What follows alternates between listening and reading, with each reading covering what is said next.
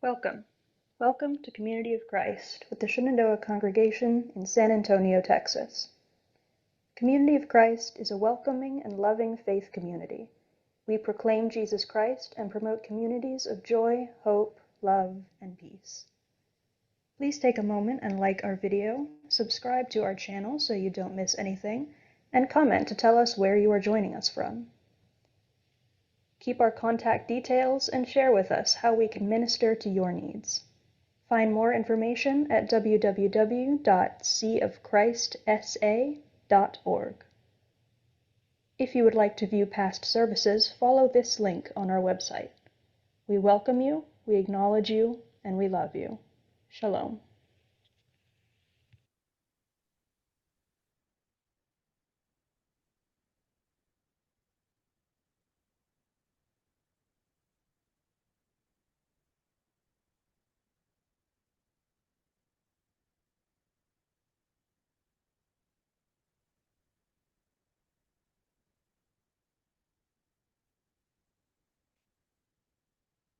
And now, oh, what we've all been waiting for, Zoom's real magic. This morning's message by Tresha. Do I look real? Okay, Zoom is doing its job. Good morning, everyone. It is such an honor to be here today, and I send greetings from the Coastal Bend Mission Center and Richard Cole, who was in Lake Charles, and I'm here. We talked the other day. We pass each other on I-10, I believe, quite often, going to different congregations. And so he said, "Oh, please tell the congregation I said hi." I said, "Will do." So my goal is to visit congregations and get to know you and see how the Mission Center can help. And one way I know that is having guest ministers during your service.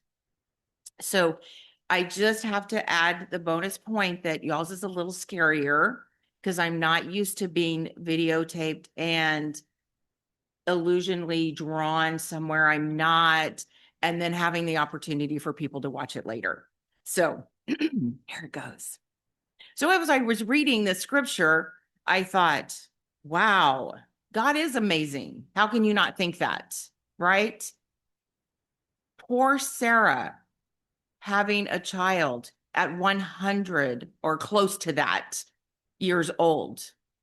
Now, how many women in here just feel for Sarah?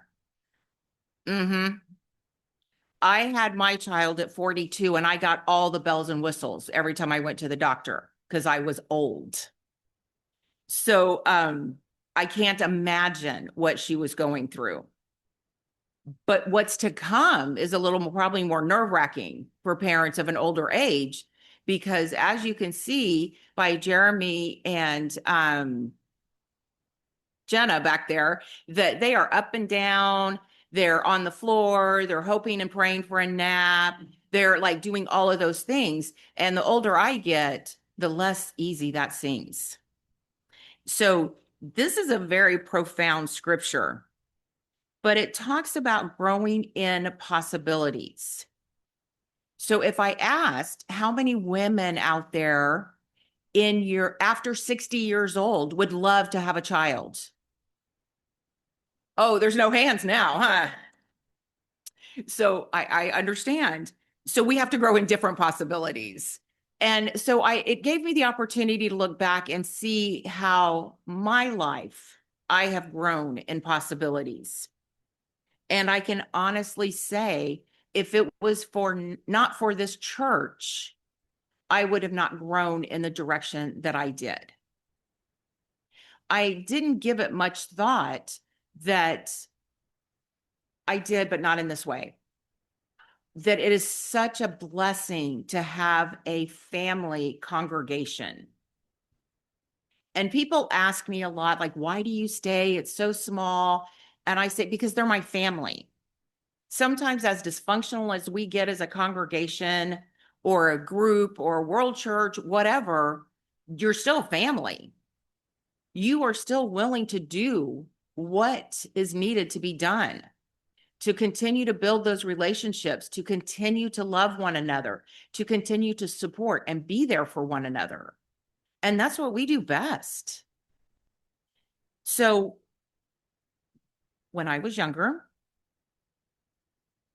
Richard's family actually took me in, not in to live with them forever, which I wouldn't have minded probably, but they picked me up and took me to church every Sunday so that I could go to church. They drove me to Cienito, and we lived, y'all know, we lived in South Texas, like down by the Texas border. And so they drove me to Cienito every summer to go to kids camp and to go to reunions. The reunion people just thought the Coles had 4 kids because I was always there. So, and just a little side note, I think they all wanted Jim, the older brother, and I to get together so that my last name could be King Cole, because my maiden name is King. So it's always a little joke with us. Oh, Tresha King Cole. So I love that family. And I am so thankful that they came into my life and showed me what a church family does and gives.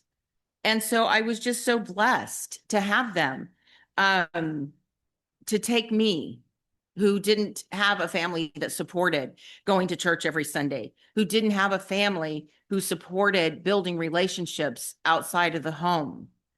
And in all honesty, I didn't realize how important that was until recently.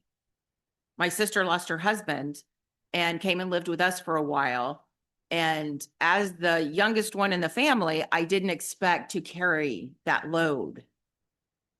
But I didn't expect to learn how incredibly blessed I've been, because I've had friends my whole life that were there for me no matter what. When I travel, you can't go anywhere and visit somewhere of Community of Christ where they don't know somebody that knows somebody that knows you.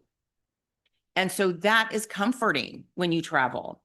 What's also comforting is knowing that if my son, yes, who's now 18, you could do the math. He he went to visit his friend in Round Rock, and of course, as all young men, I believe, do, he waited until the last minute to leave, which did not make his father and I very comfortable of driving down I-10 with construction and all of that back to Houston. So we're like, oh my goodness, what do we do? Like, we want him to stay, and he's already on the road, so he can't take the direct route. You know, he has to come to San Antonio to get home. Not sure why, but that's him.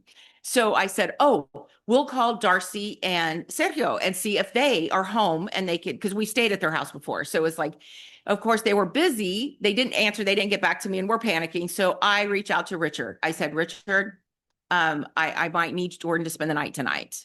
He's just going to take up space for the night, and he's going to leave in the morning. We just don't want him to drive at night. Of course, Tresha. We exchanged numbers, got Jordan's number. Then Darcy calls me back, and I said, Richard beat you to it. He already got him. So Richard welcomed my son into his home. Jordan accepted that. And if any of y'all have had teenagers before, you know that's a task in itself. To say, I'm going to send you to stay with somebody, you know him, but you don't know him that well. But, and he did, and he loved it. And he came home the next morning, got up, didn't bother them. Just, you know, they went to work, he went to his thing. So all was good. But what a blessing that is to know that we can do that. You know what that's also called? Amazing hospitality. That this church, I feel, has hospitality like no other. We welcome people into our homes. We welcome traveling ministers. We welcome apostles. We welcome, when I first asked to have someone stay at our home, my husband looked at me like, well, why are they staying here? Oh, that's what we do. We just open our home up and they come and spend the night. And he's like, really? I said, yeah. Like, I think it's totally normal. He's looking at me like I'm crazy. But we have had the opportunity to expose our family to, you know, some great ministers that travel through. We had Ron and Cheryl Sauer staying with us. We had Linda Booth and Art Smith. And let me just tell you, Art, he's a treasure. My son was in second grade and they did a little project where I don't know how many of y'all know Flat Stanley. Are you aware of Flat Stanley? So Flat Stanley is like a flat kid, poor thing. And so they did a project in school where they took their little Flat Stanley and they had to send Flat in the mail to somebody. I should call him Stanley, huh? They had to send Stanley somewhere in the mail. And so Jordan says, I want to send Stanley to Art. I thought, how cool is that? Well, Art had a part to do in this. He couldn't just receive Stanley. He had a job to do when he got him. So he had to write us back and kind of tell us about the community Art lived in and that Stanley was visiting, and then maybe take some pictures and send Stanley back. What a joy it was to see Stanley on the Christmas tree in the temple. Stanley was famous. And so we got this wonderful letter back about the community of Christ and how all are welcome, even Flat Stanley, and got pictures of Stanley going in the temple. I think he even maybe went to the prayer of peace that day and then came back to us. What a great memory for my son. So hospitality is amazing. And having people come in your home and get to know them and learn them is a blessing. So I've had the opportunity to receive hospitality by the Coles welcoming me into their home and all of that. But then I went to my husband's from the country, Jordan. So I went to Jordan for our honeymoon, and I didn't know what to expect. I had gone across the border to Mexico quite a few times. That's a little different hospitality because we don't stay there and we answer all the questions correctly when we come back across. So going to a foreign country we were on a plane for 18 hours and, I am far, far away from home was a little scary. Let me tell you some of the things I loved about Jordan, the country's hospitality. So first of all, and if you don't know this, they don't a lot of people don't have freestanding homes because in Jordan to have a freestanding home, you have to be really, really well off. So they live in condos basically. So it's a full house in a brick condo. And there were 8 homes in their condo. And so, I thought it was the cutest thing. My husband grew up Catholic, went to Catholic school, all of that. And then so the people across the hall, directly from our door across the hall, were Jehovah's Witnesses. The people upstairs were Muslims. So I wasn't sure how all this worked out. Well, come to find out, Michael's mom was the glue that held all them together. They came down and had tea every day with her. They caught up, they shared, and it was just such a beautiful experience to see that. I didn't care for being woken up at 4:00 in the morning to pray. That I had to adjust my schedule to. I love that they have a routine, and I think that's great. They should just warn us a little bit about that. But it was incredible to see these families just gather in our home and welcome me, especially, into their daily routines, into what they did. And just, if you need anything, we're here and all of that. One of my favorite parts is when you have people come to your home. They pull out the red carpet. So, we would go to other people's aunts and uncles' houses and things, and they have a way of caring for you and taking care of you when you arrive. So you get there and they have maybe a little soft drink, and they just basically have Sprite and Orange Crush. Do you like Orange Crush? Do y'all know what Orange Crush is? Like Fanta? No, it's orange and it's sweet. And so you had those 2 options as your drink. So I think I always pick the Orange Crush because I thought, why not? So then after that, they bring you a little snack. It's a little tray of fruit or nuts or something like that. Then you have the meal, and the meal is ginormous. Like it is more food than I've ever seen and amazing, fresh, organic food. Well, what I had to learn pretty quick is to complement it, but not too much. Because once you finish eating, they want to fill your plate again. And so I would kind of like just put my hands up over it so maybe they couldn't reach my plate anymore because they were happy to fill your plate with the wonderful food that they had. And then after that, we left the table and we went and had espresso or coffee. Now, I don't drink either one of those things, and you don't want me to drink either one of those things if you knew me very well, and some of y'all do. So I had water, which is perfectly acceptable, and then they bring out the dessert. It's a formal thing, and it was beautiful. And I thought, gosh, why don't we do that in the States? Think how wonderful everybody'd feel coming to your house. Well, now nobody eats at home anymore. We all go out, we can't hear each other. So just a little hint, if you need some hints on hospitality and that ritual, just ask a Jordanian. They'll be happy to tell you. So when I thought about growing in God's possibilities, you can't have these experiences without keeping them with you and thinking, how can I implement that in my life? How can I do that? And so we come home. I try to do more things in the home. I have great friends that we help each other out with hospitality. I have traveling people that come with me so that I'm not bored. And Alita's one of those. And I thank her so much for coming with me. She allows me to decompress on the way over here. And so everybody needs an Alita in their life. So, but she's mine. You got to find your own. Okay. Is that kind of understood? Because I can't share her. Sorry, God. So one thing that I do have to share with you is God, like grow in possibilities. How many times has someone said to you, wow, you'd be really good at that? Have you ever thought about doing that? And it's things that you just never thought of because that's not me. But they recognize that in you. So then you start thinking about it, you start learning about it, and you go, wow, that is me. So when I was in college, Patty Rodriguez, who lives down there in the valley still, um, there was about three of us that hung out. We were the same age. And so I was really confused about what to do in college. And so she said, Tresha, I still laugh when I hear these words. Have you ever thought about being a special education teacher? Okay, I laughed. I was Sarah. I laughed, but I didn't deny it because I thought, you ask any of my teachers in school and they're going to tell you no. Tresha does not need to be a teacher because I couldn't sit still. I couldn't be quiet. I was just not the teacher type. But I thought about it and I started taking some classes and I thought, wow, this is amazing.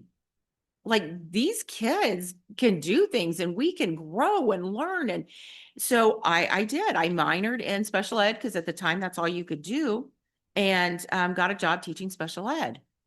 And that was the perfect career for me. I wanted to help people. I wanted to help the most needy people that we could. And so in special ed, that's one thing that I could do. And so when I was able to retire, I retired, but you're never quite done when you retire. I don't know about y'all.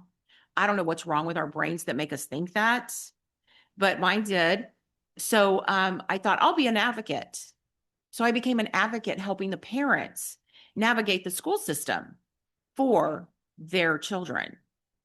So all because Patty Rodriguez walked up to me one day and said, hey, have you ever thought about being a special education teacher? I laughed, but guess what? It happened. Was that God's plan the whole time? I want to believe it was. So when I think of Sarah, I just feel sorry for her. I'll be honest. We all hear about Sarah. And I just think, oh, poor Sarah. Why did you want a child that late in life? I have all kinds of reason to feel sorry for Sarah, but they grew in that possibility. I do love that they named their child Abraham or Isaac, which is laughter. She was pretty funny then, wasn't she? She knew what she was doing because she told God. Would you ever tell God that you didn't laugh? No, no, you would say, yeah, I did. And she stuck to it. She's like, no, I didn't laugh. And he said she did. But I had a little more motion to that one because I just can't imagine God saying, yeah, you did. But apparently God has a little sense of humor too. So when we grow in possibilities, think about both sides of it. Think about welcoming people into your life and how that can help them grow in those possibilities.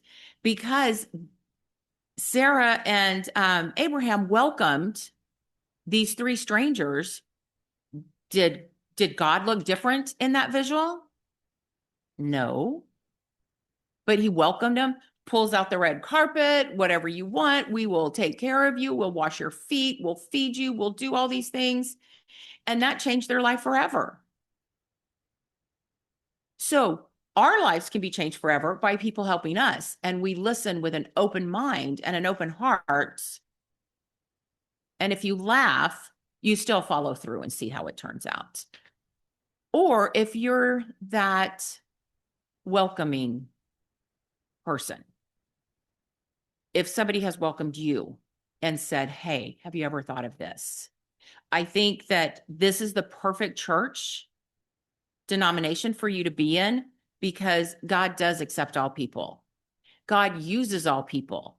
Now, if you had asked the 10-year-old Tresha who was going to church with the Coles if she would ever be a priesthood member, she would have laughed. If you had said after you became a deacon, you would become a 70 and you get to go visit people and you get to break the rules and ask for forgiveness. I put that in every time I speak about 70s because that's what I was told. So I'm trying to live up to that. And so that, like, I would have laughed harder if you had said that. But God will use you where you are, but God will also take you where he wants you. So when you just think of growing in possibilities, think of how you can grow through hospitality, through welcoming all people, through listening to God, through inviting people into your home, inviting people into your life, because that is God's purpose for us. And now more than ever, we need to be welcoming all people and showing that hospitality to those around us. Thank you.